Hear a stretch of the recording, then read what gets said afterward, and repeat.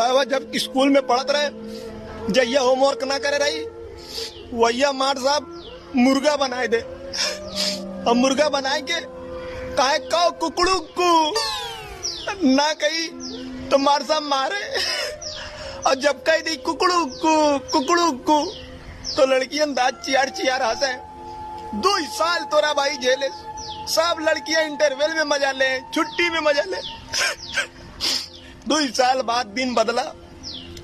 एक दिन मार साहब लड़की का होमवर्क चेक करत रहे, 40 में से 20 लड़की होमवर्क ना करे रही, और लड़की से मार साहब कहे चल मुर्गी बन और बोल पक पक पक। वक्त बदल गया, जज्बात बदल गया, रोते हुए चेहरे पे खुशी आ गई। अब हम लोग सीना तान के जी सकत रहे और कह सकत रहे कौ पक पक पका। यस, तोरा भाई 10 दिन में लड़किन का पसीना छुड़ाई दिए, पक पक पका कह के, पक पक पका कह के। बेचारी एक एक कह के लड़कियां दर बाई दर स्कूल से निकलना शुरू हो गई।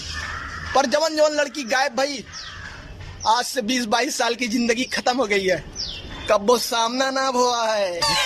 हिसाब किताब में हम कमी ना करते, बराबर हिसाब लेते थे।